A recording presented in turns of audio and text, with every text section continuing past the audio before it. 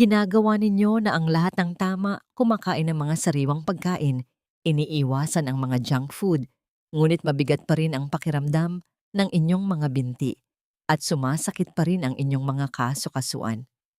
Nakakadismaya, hindi po ba? Paano kung sabihin ko sa inyo na ang problema ay hindi ang inyong pagsisikap, kundi isang partikular na hindi pagkakaintindihan tungkol sa nutrisyon at pagtanda?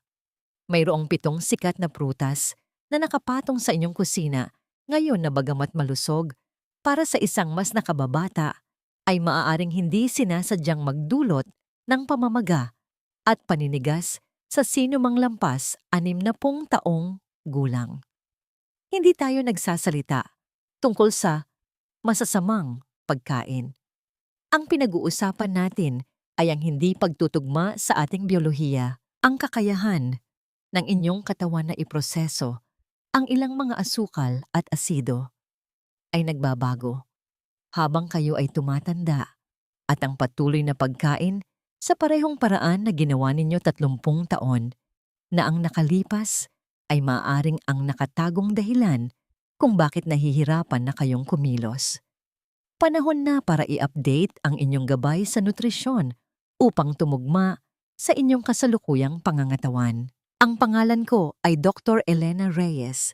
Sa mahigit 35 taon, inilaan ko ang aking buong propesyon sa larangan ng kalusugan ng mga nakatatanda o geriatric health upang tulungan ang ating mga lolo at lola na maprotektahan ang kanilang kalayaan sa pagkilos at sigla.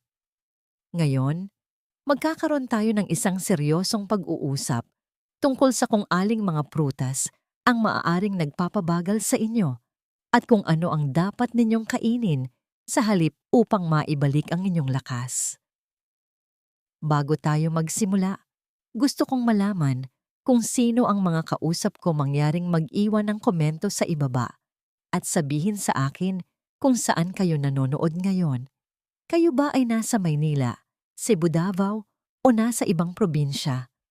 Binabasa ko ang lahat ng ito upang mas makilala pa ang ating komunidad. Kung handa na kayong kontrolin ang inyong kalusugan, mangyaring i-like ang video na ito, i-share ito sa isang kaibigan, at mag-subscribe kung bago kayo rito. Ngayon pag-usapan na natin ang mga detalye upang tunay na maunawaan kung bakit maaaring nakakasama sa inyong mga binti ang inyong dieta. Kailangan muna nating magtatag ng isang pangunahing pag-unawa sa mga pisyolohikal na pagbabago na nangyayari kapag pumasok tayo sa ating ika-7 dekada. Ang katawan ng tao ay hindi isang makinang hindi nagbabago. Ito ay isang dinamikong biolohikal na sistema na dumadaan sa malalalim na pagbabago sa metabolismo, regulasyon ng hormone at istruktura sa paglipas ng panahon. Isa sa mga pinakamahalagang pagbabago na nakaaapekto sa inyong pagkilos ay ang unti-unting paninigas ng vascular system o mga daluyan ng dugo, isang proseso na kilala bilang arteriosclerosis. Hindi ito palaging isang sakit, kundi isang natural na pagkapal ng mga dingding ng ugat na nagpapataas ng resistensya sa daloy ng dugo.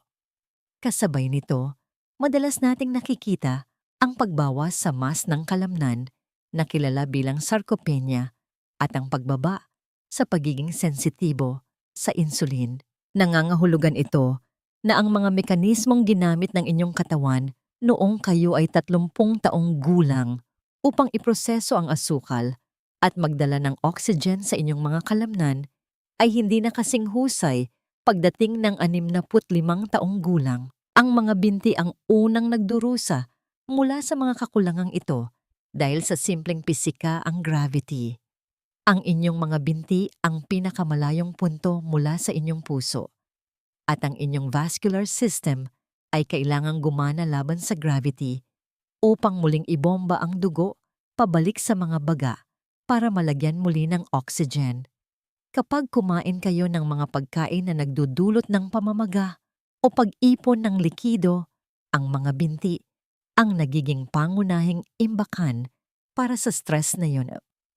Ito ay makikita bilang pamamana sa edema, paninigas ng kasukasuan at isang pakiramdam ng pagkabigat na nagpapahirap sa paglalakad na tila ba kayo ay lumulusong sa tubig.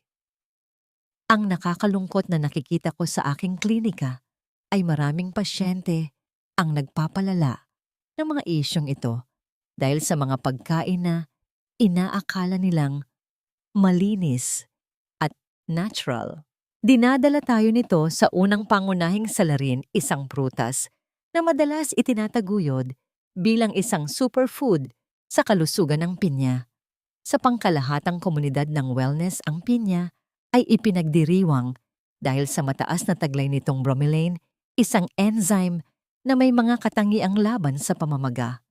Gayunpaman, sa clinical geriatric medicine, kinakailangan nating tingnan ng higit pa sa isang solong enzyme at suriin ang kabuuang epekto sa metabolismo ng pagkain. Ang pinya ay nagdudulot ng isang natatanging hamon dahil ito ay tulad ng isang dalawang talim na espada ng mataas na asukal at mataas na asido. Kapag ang isang nakatatanda ay kumain ng isang tasa ng sariwang pinya, pumapasok sa kanilang katawan ang isang malaking bulto ng fructose at glucose na mabilis na nasisipsip. Sa isang tumatandang katawan na may nabawasang pagiging sensitibo sa insulin, ang asukal na ito ay hindi basta-basta nawawala sa mga kalamnan para maging enerhiya. Sa halip lumilikha ito ng matagal na pagtaas sa blood glucose o asukal sa dugo. Ang talamak na pagtaas na ito ay humahantong sa isang biochemical na proseso na tinatawag na glycation.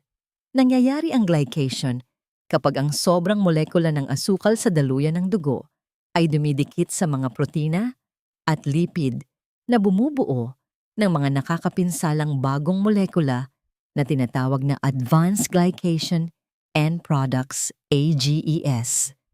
Ang mga compound na ito ay partikular na nakakasira sa collagen at elastin, ang mismong mga protina na nagpapanatiling flexible sa inyong mga kasukasuan at nagbibigay ng unan sa inyong mga litid cartilage sa pamamagitan ng patuloy na pagpapataas ng inyong asukal sa dugo. Gamit ang matatamis na tropical na prutas tulad ng pinya, mahalagang pinatitigas ninyo ang collagen sa loob ng inyong mga tuhod at bukong-bukong na nagpapabilis sa pagkasira at pagkasugat dulot ng osteoarthritis. Bukod pa rito, mayroong isang kritikal na interaksyon sa mga gamot tungkol sa pinya na madalas hindi napapansin. Ang bromelain ay may banayad na epekto bilang anticoagulant o pampalabnaw ng dugo. Malaking bahagi ng populasyon ng mga senior citizen ang niresetahan ng mga gamot na anticoagulant tulad ng warfarin o mga gamot na antiplatelet upang pamahalaan ang kalusugan ng puso at maiwasan ang stroke. Kapag pinagsama ninyo ang pang-araw-araw na pagkain ng pinya na mayaman sa bromelain sa mga matatapang na gamot na ito, isinasapapanganib ninyong sirain ang balanse ng pagbuo ng dugo ninyo. May mga ginamot akong pasyente na nagkaroon ng hindi maipaliwanag na mga pasa sa kanilang mga binti na kilala bilang purpura o matagal na pagdurugo mula sa maliliit na hiwa. Pagkatapos ng masusing pagsusuri, natuklasan namin na ang salarin ay hindi isang pagbabago sa kanilang gamot, kundi isang kaugalian sa dieta na pagkain ng maraming pinya. Bukod pa rito, ang mataas na asido ng pinya ay maaaring magbago sa gastric pH o asido sa sikmura. Para sa mga senior na may numinipis na lining ng sikmura o sensitibo sa acid reflux, ang asidong ito ay maaaring magdulot ng pamamaga sa buong katawan na madalas maramdaman bilang pananakit sa mga kasukasuan. Sinusubukan ng katawan na labanan ang asidong ito sa pamamagitan ng pagkuha ng calcium sa mga buto na siyang huling bagay na gusto nating mangyari upang mapanatili ang tibay ng mga buto. Dapat din nating suriin muli ang papel ng saging. Ang saging marahil ang pinakapangkaraniwang prutas sa dieta ng mga senior dahil ito ay malambot abot kaya at madaling tunawin. Nakondisyon tayo Natingnan ang saging bilang ang pinakamagandang pinagkukunan ng potassium na mahalaga para maiwasan ang pulikat sa kalamnan. Bagamat mahalaga ang potassium, ang saging ay isang problemadong sasakyan ng nutrisyon para sa tumatandang metabolic system. Ang pangunahing issue ay nakasalalay sa pagbabago ng starch patungo sa asukal. Habang hinihinog ang saging at nagkakaroon ng mga kayumangging batik, ang resistant starch nito ay halos ganap na nagiging simpleng glucose at fructose. Ang hinog na saging ay literal na isang piraso ng asukal. Kapag kinain ninyo ito, para sa almusal, nagdudulot kayo ng mabilis na pagtaas ng asukal sa dugo na sinusundan ng malakas na paglabas ng insulin. Sa populasyon ng mga geriatric, madalas itong humahantong sa epekto ng pagbagsak o nga crash na kilala bilang reactive hypoglycemia. Humigit kumulang 70 minuto pagkatapos kumain, maaari kayong makaramdam ng biglaang pagkapagod panghihina sa mga hita o kahit na bahagyang panginginig. Ito ay hindi katandaan. Ito ay isang metabolic crash na sanhi ng isang mapagkukunan ng enerhiya na nasusunog ng napakainit at napakabilis para sa inyong sistema. Dagdag pa rito ang interaksyon sa pagitan ng asukal sa saging at nilalaman nitong electrolyte ay maaaring makagambala sa pagdaloy ng likido sa mga may mahinang bato-kidney. Maraming senior ang umiinom ng diuretics o ACE inhibitors para sa blood pressure na siyang namamahala sa kung paano pinoproseso ng mga bato ang sodium at tubig. Ang pagpasok ng mataas na asukal at mataas na potassium ay maaaring makapagpalito sa maselang balanseng ito na nagiging sanhi upang mapanatili ng mga bato ang sodium at dahil dito ang tubig. Ang likidong ito ay palaging naiipon sa mga bukong-bukong at paa. Nakakita ako ng napakaraming kaso ng pamamanas sa ibabang bahagi ng binti na ikinatakot ng mga pasyente na baka heart failure na ganap na nalutas nang alisin lang ang saging sa kanilang dieta. Mahalagang maunawaan na kapag pinag-uusapan natin ang mga pagkaing ito, hindi natin sila binabansagan bilang likas na masama. Tinutukoy natin ang hindi pagtutugma sa pagitan ng gasolina at ng makina. Nagbago na ang inyong makina. Ang flexibility ng metabolismo na meron kayo noon, ang kakayahang makabawi mula sa mataas na karga ng asukal o asido ay nabawasan na. Ito ang dahilan kung bakit dapat nating tingnan ng kritikal ang mga ubas.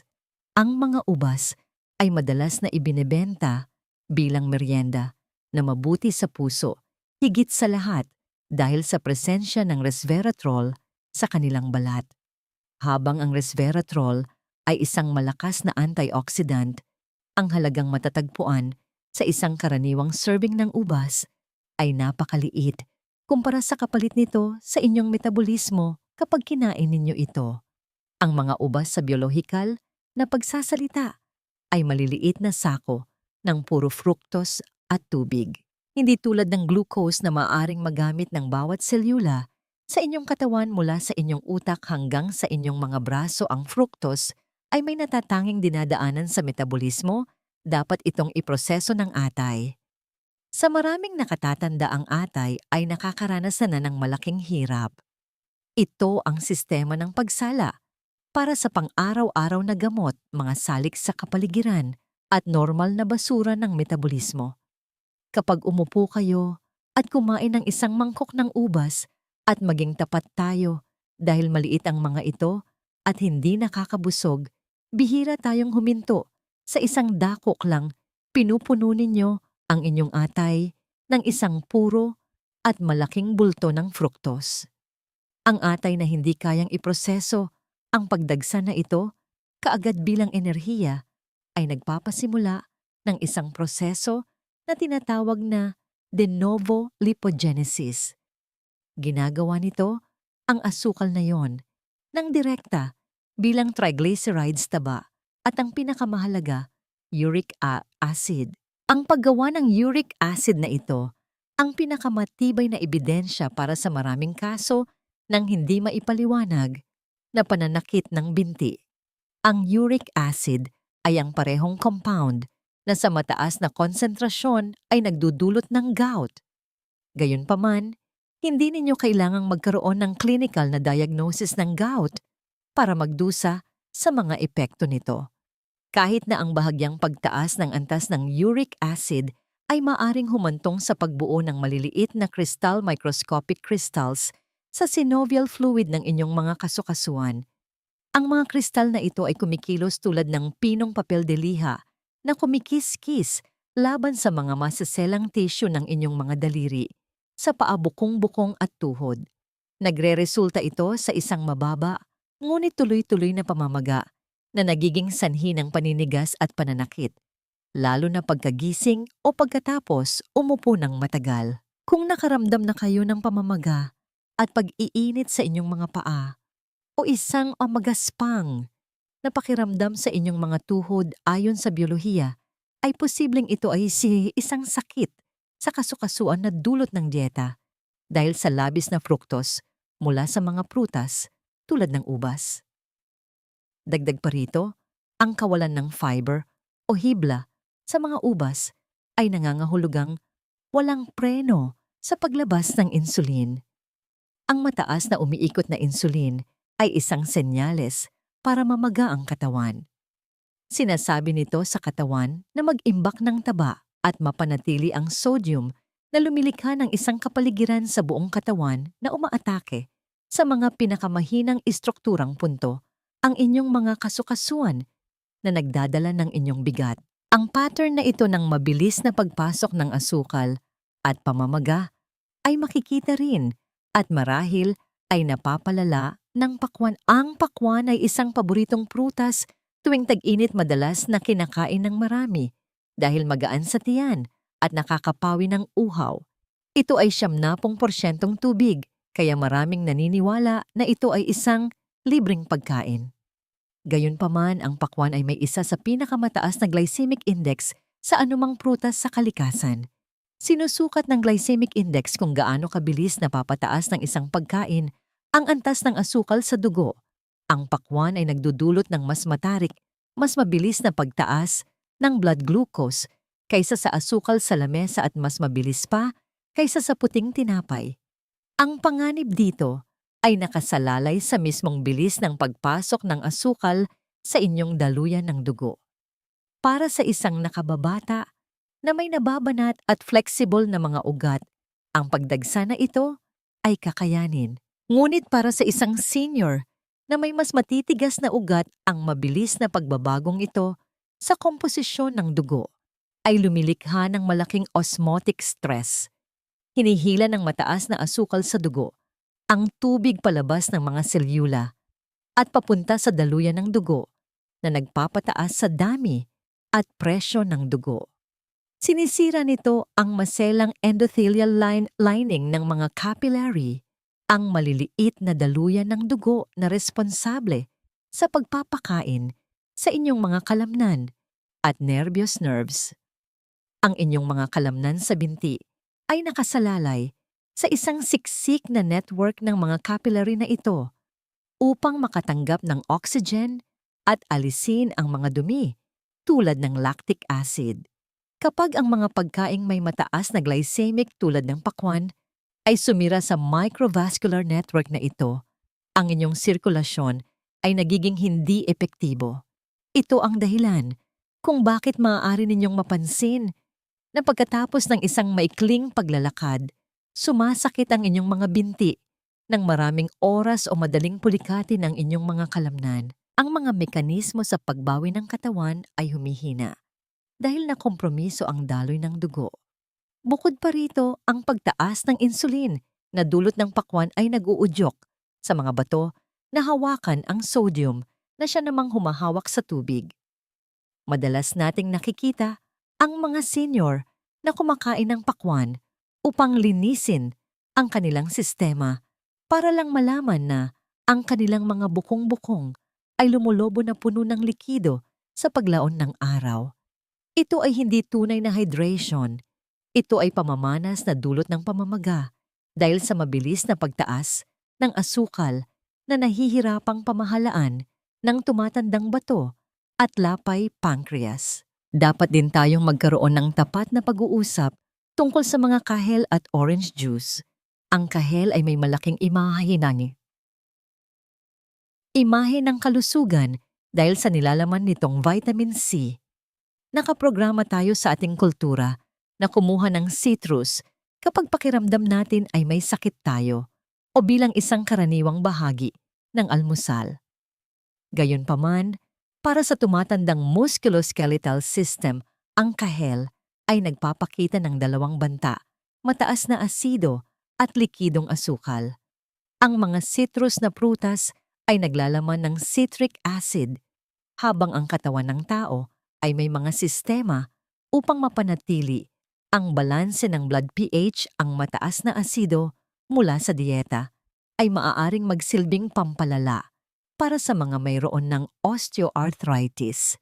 Maaring iritahin ng asido ang mga mucosal lining at sa pamamagitan ng mga komplikadong daanan ng pamamaga palalain ang pagiging sensitibo ng mga dulo ng nerbiyos sa mga sirang kasukasuan. Napansin ko ang isang pare-parehong pattern sa klinika kung saan ang mga pasyenteng may pananakit ng tuhod at balakang ay naguulat ng mas mataas na antas ng discomfort sa mga panahon na marami silang kinakaing citrus. Mas lumalala pa ang problema ng husto kapag ang prutas ay ginawang juice. Madalas kong sinasabi sa aking mga pasyente na ang orange juice ay isa sa mga pinakanakakasamang bagay sa kanilang refrigerator. Kapag piniga ninyo ang isang kahel, pisikal ninyong tinatanggal ang fiber, ang istruktura na nagpapabagal sa pagtunaw. Ang natitira na lang sa inyo ay isang puro solusyon ng asukal at asido. Ang pag-inom ng isang baso ng orange juice ay kapareho lang ng pag-inom ng isang matamis na soda pagdating sa inyong metabolismo na dagdagan lang ng ilang bitamina. Ang pagdagsa ng asukal na yon ay nagdudulot ng napakalaking at agarang paglabas ng insulin. Tulad ng nabanggit ko, ang mataas na antas ng insulin ay naglalagay sa katawan sa isang estado na madaling mamaga. Kung sisimulan ninyo ang inyong umaga sa isang baso ng juice, binibigyan ninyo ng senyales ang inyong katawan na pamagain ang inyong mga tissue bago pa man kayo lumabas ng bahay. Inihahanda ninyo ang pisyolohikal na entablado para sa sakit. Ang pagkabigat sa mga binti na isinisisi ng maraming senior sa panahon o simpleng pagtanda ay madalas na resulta nitong talamak na pagiging hindi sensitibo sa insulin dahil sa dieta. Ang maliliit na ugat sa inyong mga paa at binti ay sumisikip, ang daloy ng dugo ay bumabagal at ang inyong pagkilos ay nagdurusa lahat para sa isang inumin na akala ninyo ay magpapalakas ng inyong resistensya. Habang patuloy nating ginagalugad ang lupain ng nutrisyon na ito, nakakatagpo tayo ng mga pagkain na tila walang panganib, ngunit may mga partikular na katangiang kemikal na hindi sumasang-ayon sa pisyolohiya ng mga nakatatanda. Ang berdeng mansanas ay isang pangunahing halimbawa. Madalas silang inirerekomenda ng mga dietitian bilang isang matalinong pagpipilian dahil mas mababa ang asukal nila kumpara sa mga pulang mansanas at may mas mababang glycemic profile. Bagamat totoo ito, ang mga berdeng mansanas ay naglalaman ng mataas na antas ng malic acid. Ang malic acid ay ang organikong compound na nagbibigay sa berdeng mansanas ng natatanging maasim na kagat nito. Sa isang malakas at batang sistema ng panunaw, ang asidong ito ay madaling nane-neutralize at may papel sa paggawa ng enerhiya. Gayunpaman, sa isang mas matandang katawan, kung saan ang mucosal lining ng sikmura ay maaaring mas manipis na at ang mga kasukasuan ay mas madaling mamaga, ang malic acid ay maaaring magsilbing irritant. Kilala ito na nagtitrigger ng pagiging sensitibo sa mga may syndrome ng pananakit ng malambot na tissue tulad ng fibromyalgia na ayon sa estadistika ay mas karaniwan sa mga nakatatandang kababaihan. Ang oras ng pagkonsumo ay isa ring kritikal na salik na madalas hindi napapansin. Marami sa aking mga pasyente ang kumakain ng prutas tulad ng hiniwang berdeng mansanas bilang merienda sa hating gabi, sa paniniwalang ito ay isang malusog na alternatibo sa mga naprosesong panghimagas. Gayunpaman, ang panunaw ng tao ay lubos na bumabagal habang natutulog. Ang pagkain ng hilaw maasim at mataas sa fiber na prutas bago matulog ay maaaring magdulot ng isang phenomenon na kilala bilang silent reflux. Maaring hindi ninyo maramdaman ang klasikong nasusunog na pakiramdam ng heartburn, ngunit ang acid vapor ay maaaring iritahin ang esophagus at mag-trigger ng tugon sa vagal nerve na gumagambala sa mahimbing na pagtulog. Ang mahimbing na pagtulog, particular ang delta wave sleep, ay ang tanging oras na naglalabas ang inyong katawan ng malaking halaga ng growth hormone. Ang growth hormone ay mahalaga para sa pagkumpuni ng mga maliliit na punit microtears sa inyong mga kalamnan sa binti na sanhi ng pang-araw-araw na aktibidad. Kung ang inyong pagtulog ay naputol dahil sa stress, sa panunaw, mula sa pagkain ng mansanas sa gabi, hindi makakabawi ang inyong mga binti. Gigising kayo ng may paninigas pulikat at pagkapagod, hindi dahil napagod kayo masyado kahapon, kundi dahil ang oras ng inyong nutrisyon ay pumigil sa inyong katawan na pumasok sa natural na cycle ng paggaling nito. Panghuli, dapat nating tugunan ang mangga, isang prutas na madalas kong tinatawag sa aking klinika bilang isang metabolic sugar bomb. Ang isang hinog na mangga ay maaaring maglaman ng higit sa 45 gramo ng asukal. Napakasiksik nito sa fructose at napakadaling kainin ng mabilis dahil sa malambot nitong texture. Para sa isang senior na may anumang antas ng neuropathy, pinsala sa nerbiyos na madalas na nauugnay sa pagtanda, pre-diabetes o mahinang sirkulasyon, ang prutas na ito ay maaaring maging mapanganib. Ang mataas na asukal sa dugo ay direktang nakakalason sa mga nerbiyos, isang kondisyon na kilala bilang glucotoxicity. Ang maliliit na nerbiyos sa inyong mga paa at daliri ay ang pinaka-vulnerable sa pinsalang ito dahil sila ang pinakamahabang nerbiyos sa katawan. Kapag kumain kayo ng mangga, ang malaking pagtaas ng asukal ay maaaring magdulot ng agarang stress sa mga nerbiyos na ito. Kung nakakaranas kayo ng pangingilig, pag-iinit, pamamanhid sa inyong mga paa, o ang pakiramdam na hindi mapakaling mga binti, restless legs sa gabi, dapat ninyong tingnan ang inyong kabuuang nakokonsumong asukal. Gumamot ako ng mga pasyente na pinapainom ng mabibigat na gamot tulad ng gabapentin para sa sakit ng nerbiyos, ngunit kumakain sila ng mangga araw-araw tuwing tag-init. Nang alisin namin ang prutas na ito na may mataas na asukal mula sa kanilang dieta, ang sakit sa nerbiyos ay lubos na nabawasan. Ang asukal ay literal na nagpapakain sa neuropathy. Sinisira ang myelin sheath sa paligid ng mga nerbiyos at ginagawang imposible para sa kanila na maglakad ng komportable.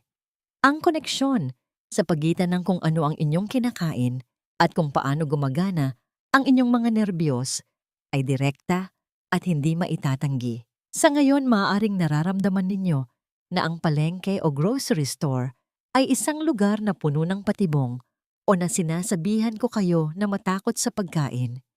Talagang hindi iyon ang mensaheng gusto kong dalhin ninyo. Ang mensahe ay tungkol sa pagpapalakas sa pamamagitan ng pagiging mapili. Kailangan nating palitan ang mga prutas na nagdudulot ng pamamaga ng mga prutas na nagsisilbing gamot. Gusto nating pumili ng mga prutas na sumusuporta sa kalusugan ng mga ugat, nagpapababa ng pamamaga at nagpapatatag ng asukal sa dugo. Ang pinakamagandang pamantayan para dito ay ang mga berry tulad ng blueberry, raspberry, blackberry at strawberry. Ang mga prutas na ito ay mababa sa asukal ngunit siksik sa mga anthocyanin. Ang mga anthocyanin ay ang mga pigment na nagbibigay sa mga berry ng kanilang madilim na kulay. At ang mga ito ay makapangyarihang gamot para sa vascular health. Tinutulungan nila na patibayin ang mga dingding ng inyong mga ugat at arterya na nagpapabuti sa pagbabalik ng dugo mula sa inyong mga binti, pabalik sa inyong puso. Direktang nilalabanan nito ang pamamanas at pagkabigat ng pakiramdam. Ang mga maasim na cherry tart cherries ay isa pang napakagandang pagpipilian. Hindi tulad ng matatamis na cherry, ang mga tart cherry ay naglalaman ng mga tiyak na compound na aktibong nagpapababa ng mga antas ng uric acid sa dugo. Direktang tinutugunan ang pananakit ng kasukasuan na tinalakay natin kanina. Sila ay isang lehitimong functional food para sa kalusugan ng kasukasuan. Ang abokado, bagamat sa usaping botanical ay isang prutas, ay isang pinagmumulan ng malusog na monounsaturated fats kaysa sa asukal. Ang mga taba na ito ay nagbibigay ng tuloy-tuloy na enerhiya at tumutulong na magsilbing langis lubricate sa malalambot na tissue sa paligid ng inyong mga kasukasuan na nagpapahintulot sa mas madulas na paggalaw. At para sa mga nangangailangan ng tulong sa panunaw, ang papaya na kinakain ng tama sa dami ay naglalaman ng papain, isang enzyme na mas banayad kaysa sa bromelain ng pinya at tumutulong na bawasan ang pamamaga sa buong katawan ng walang napakalaking asido. Ang peras ay isa ring ligtas na pagpipilian na nagbibigay ng mataas na fiber upang ayusin ang asukal sa dugo ng walang matatalas na pagtaas na nauugnay sa mga tropikal na prutas. Sa aking 35 taon sa pagsasanay ng geriatric medicine, ang mga pasyenteng napapanatili ang kanilang kalayaan sa pagkilos hanggang sa kanilang 80 at 90 anyos ay hindi ang mga bulag na sumusunod sa pangkalahatang payo na para sa mga 30 taong gulang. Sila ay ang mga nakikinig sa kanilang sariling katawan. Pinagmamasdan nila ang koneksyon sa pagitan ng kung ano ang kanilang kinakain at kung ano ang kanilang nararamdaman. Gusto kong subukan ninyo ito para sa inyong sarili.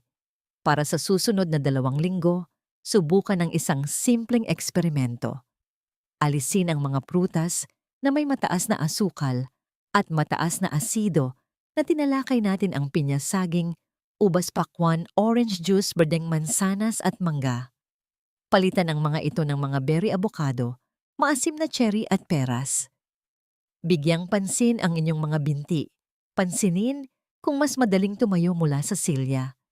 Suriin ang inyong mga bukong-bukong sa gabi upang makita kung bumaba na ang pamamanas. Pansinin kung ang inyong paninigas sa umaga ay mas mabilis na nawawala.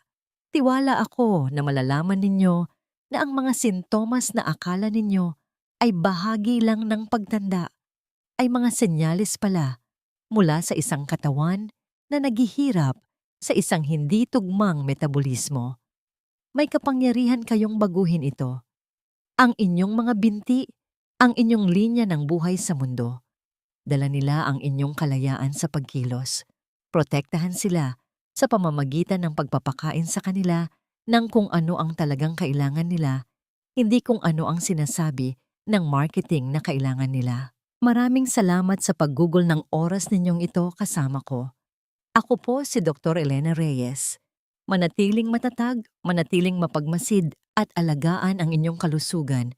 Ito ang pinakamahalagang puhunan na gagawin ninyo kailanman. Ang pagtanda ay isang natural na proseso kung saan ang ating katawan ay patuloy na nagbabago.